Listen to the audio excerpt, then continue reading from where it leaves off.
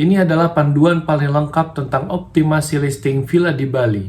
Kalau kamu adalah pemilik properti, manajer properti, atau baru mau terjun ke bisnis rental properti, tonton video ini sampai habis. Mari kita bongkar 5 pilar utama yang akan menentukan listing apakah dia akan booming atau malah tenggelam. Kita akan bahas 5 hal utama di sini. Yang pertama adalah foto, judul, deskripsi, strategi harga, manajemen review, dan manajemen kalender. Semua ini adalah sistem yang sudah diterapkan di beberapa villa di Bali.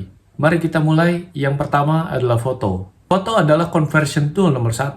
Dalam 2-3 detik, tamu memutuskan booking atau tidak, itu bisa ditentukan hanya lewat foto. Foto pertama yang muncul di thumbnail itu namanya hero shot. Dan ini jelas harus menggunakan foto terbaik yang kamu punya.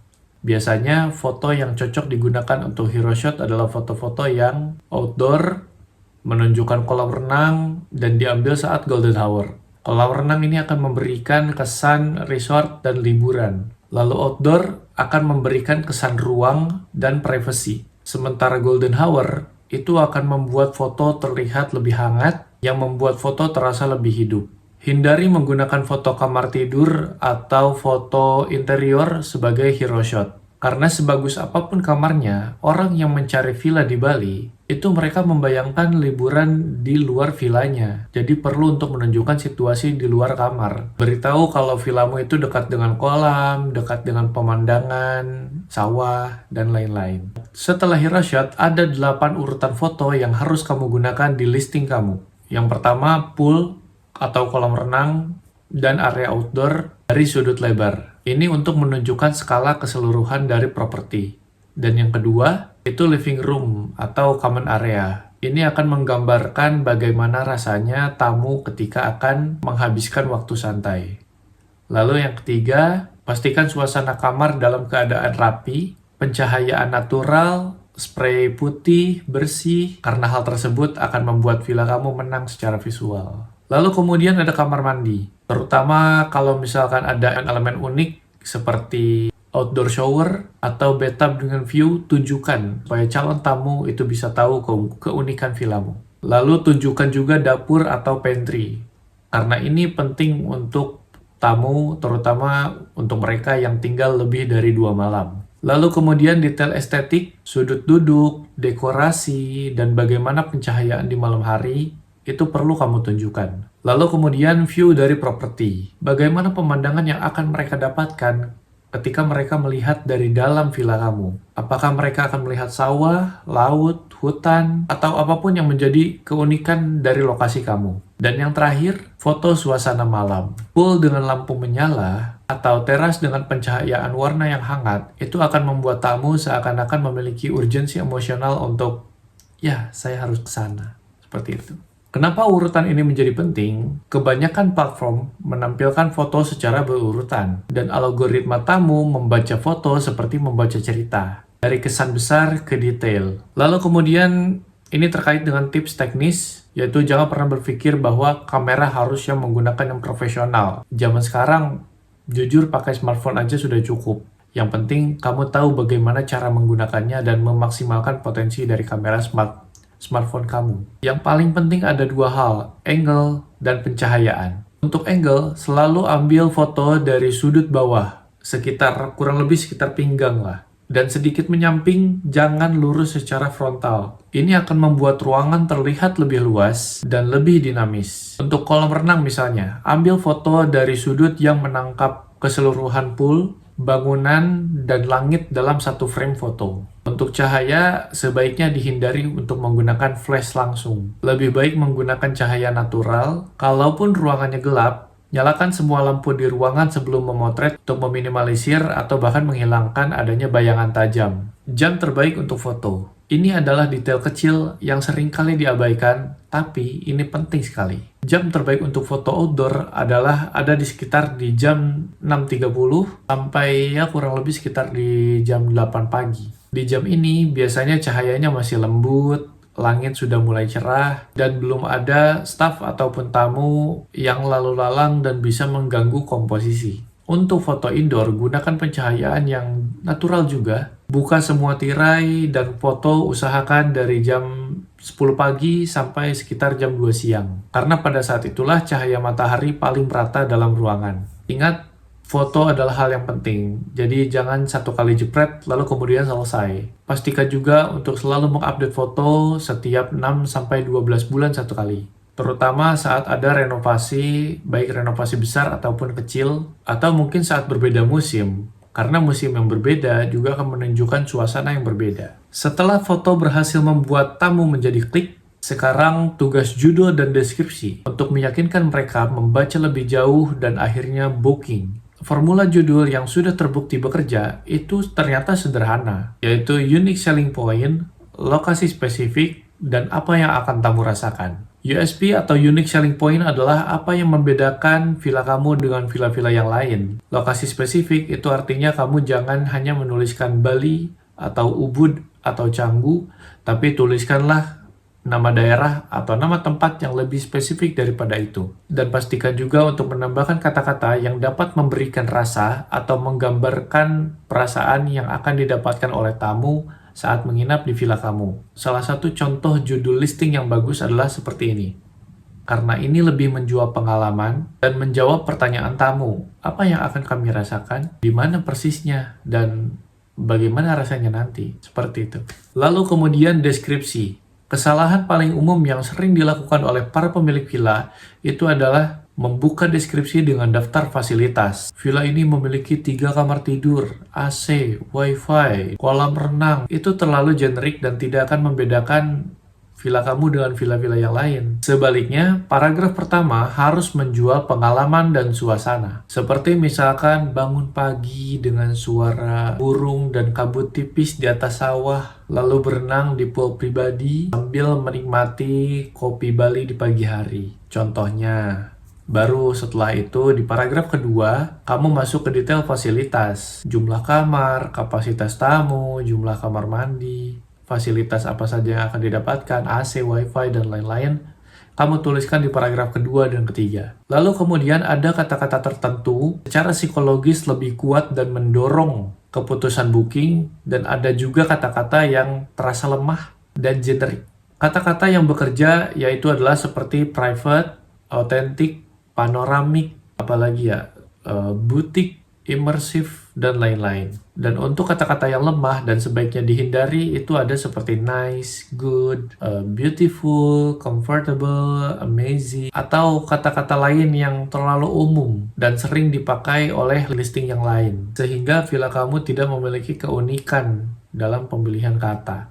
Prinsipnya adalah kata yang spesifik dan sensorik kerap kali menang dibanding kata-kata yang generik. Satu hal yang perlu diperhatikan adalah setiap platform memiliki batasan karakter dalam mengisi deskripsi, termasuk judul. Ini penting supaya pesan kamu tidak terpotong saat pencarian. Untuk itu, usahakan buat judul sekitar 50-60 karakter saja, agar tidak terpotong hasil pencarian di mobile. Untuk deskripsi utama, paragraf pertama gunakanlah kurang lebih sekitar 150-200 karakter. Karena biasanya sih kurang lebih segitu sebelum ada tampilan read more. Untuk deskripsi lengkap biasanya lebih panjang, tapi usahakan untuk susun dalam paragraf pendek agar kalimat tetap nyaman ketika dibaca lewat mobile atau lewat handphone. Jangan sampai satu paragraf teks yang panjang yang bikin mata lelah, itu sebaiknya dihindari. Kemudian kita masuk ke bagian yang paling penting. Sekarang kita masuk ke bagian yang sering membuat pemilik villa kebingungan, yaitu strategi harga. Base rate kamu tidak boleh ditentukan sekali, lalu kemudian dilupakan. Lakukan riset terhadap 10 kompetitor terdekat yang memiliki kemiripan pada tipe, ukuran, dan lokasi. Lakukan ini setiap minggu, catat harga mereka dan tingkat okupansinya, dan juga promo yang sedang mereka lakukan. Riset mingguan ini penting untuk kamu lakukan karena pasar villa di Bali itu sangat dinamis. Kompetitor baru bisa saja masuk dengan harga yang lebih murah, agresif, dan jika kamu tidak update, listing kamu bisa termasuk villa dengan rate yang mahal, terlihat mahal, atau bahkan terlalu murah dibanding pasar. Buat rate matrix untuk 3 musim, peak season, shoulder season, dan low season. Peak season di Bali biasanya terjadi ketika libur-libur di hari-hari besar. seperti Natal, Tahun Baru, atau saat liburan sekolah. Di musim ini, kamu bisa menaikkan harga sekitar 30-50% di atas base rate karena ya demand-nya sedang tinggi. Lalu kemudian shoulder season. Shoulder season ini adalah periode transisi. Biasanya terjadi beberapa minggu sebelum atau sesudah peak season. Kondisi shoulder season ini biasanya saat peak season sudah selesai, tapi demand-nya masih tinggi, walaupun tidak setinggi peak season.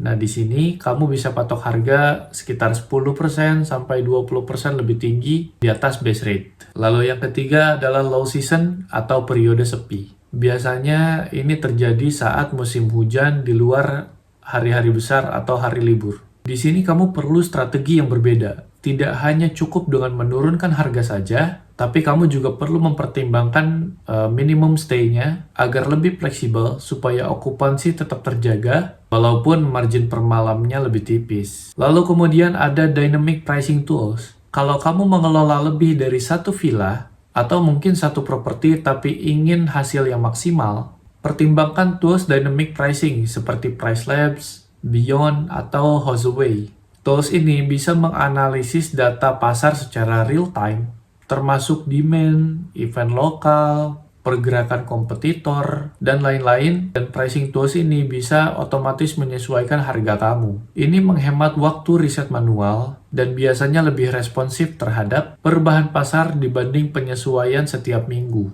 Kemudian kita masuk ke minimum stay strategy. Kapan wajib pasang minimum stay? Kapan saat tidak perlu menggunakan minimum stay? Biasanya pasang minimum 2 malam saat weekend di peak season atau saat ada event besar di sekitar lokasi villa. Dan minimum stay biasanya tidak digunakan saat low season atau hari kerja alias weekday. Karena fleksibilitas ini membantu mengisi hari kalender yang kosong dan tetap menghasilkan revenue walaupun kecil daripada properti kosong sama sekali. Lalu kemudian ada last minute discount. Ini efektif untuk mengisi malam-malam yang kosong yang tersisa dalam waktu dekat. Biasanya 3-7 hari sebelum tanggal check-in. Besaran yang optimal biasanya ada di kisaran 10-20%. Ini cukup menarik untuk mendorong keputusan cepat sehingga merusak persepsi nilai villa di mata tamu yang sudah booking dengan harga normal sebelumnya. Kita masuk ke bagian keempat, yaitu review management. Review adalah aset jangka panjang yang sering kali diremehkan oleh para pemilik villa. Ini justru menjadi bagian yang paling menentukan apakah listing kamu akan naik peringkat atau justru rating di atas 4,8 adalah ambang batas yang sering dianggap sebagai standar untuk muncul konsisten di top search di berbagai platform. Di bawah angka itu, biasanya listing cenderung kalah melawan properti yang memiliki review lebih tinggi, walaupun fasilitas dan harga kamu sebenarnya kompetitif. Ada 5 titik poin kontak yang mesti kamu tahu dan bisa kamu manfaatkan secara konsisten untuk mendorong tamu memberikan review dan bintang 5. Yang pertama, welcome note. Sambutan kecil untuk tamu ketika dia datang pertama kali, menunjukkan bahwa kamu peduli dan responsif sejak awal. Yang kedua adalah mid-stay check. Jadi ketika tamu sudah beberapa jam di villa, kamu bisa menanyakan apakah semuanya baik-baik saja. Ini akan menjadi sebuah kesempatan di mana kamu bisa memperbaiki masalah sebelum menjadi komplain di review. Lalu yang ketiga ada check out message. Berikan atau tinggalkan pesan kecil, ucapan terima kasih kepada tamu yang sudah menginap, dan memberikan informasi check out yang jelas untuk meninggalkan kesan baik di akhir hari mereka menginap. Lalu kemudian ketika tamu pergi, itu tidak selesai di situ saja. Tapi dalam 24 jam, usahakan untuk follow up. Jadi ketika tamu sudah check out, kirimkan sebuah pesan singkat untuk menanyakan bagaimana pengalaman mereka menginap di villa kamu, dan arahkan mereka secara halus untuk memberikan review di platform. Dan yang terakhir, respons semua review. Baik positif maupun negatif, ini penting untuk dibalas. Karena membalas review, ini akan menunjukkan bahwa kamu adalah host yang aktif dan bertanggung jawab. Nah, saat mendapatkan review yang negatif, pastikan kamu juga jangan defensif dan emosional. Gunakan framework seperti ini. Yang pertama, akui dulu. Validasi pengalaman tamu tanpa ada sangkalan sedikit pun di situ. Yang kedua, jelaskan konteks secara singkat dan profesional kalau memang ada kesalahpahaman. Dan yang ketiga, sampaikan tindakan yang sudah atau akan kamu lakukan untuk memperbaiki agar hal tersebut tidak terjadi di kemudian hari. Dan yang keempat, tutup dengan undangan. Ajak mereka untuk kembali dan rasakan pengalaman baru, kalaupun misalkan memang ada hal-hal yang tidak diinginkan sebelumnya dan sudah kamu perbaiki setelahnya. Balasan ini tidak hanya akan dibaca oleh pemberi review saja, tapi juga akan dibaca oleh calon tamu yang lain. Mereka akan menilai bagaimana kamu menanggapi komplain, bagaimana kamu menanggapi review, apakah kamu terlihat profesional atau tidak. Calon tamu akan menilai dari situ. Kalau kamu mendapatkan review yang tidak adil, misalnya komplain tentang sesuatu hal yang bukan kesalahanmu, seperti misalkan cuaca atau mungkin tuduhan yang tidak berdasar, tetaplah balas dengan tenang dan faktual. Sertakan fakta objektif seperti dokumentasi foto atau riwayat chat yang dapat menjelaskan. Kebanyakan platform memiliki mekanisme untuk mengajukan peninjauan review yang melanggar kebijakan. Itu bisa kamu manfaatkan untuk menutup review yang memang tidak berdasar atau mengandung informasi palsu. Dan bagian terakhir adalah kalender manajemen.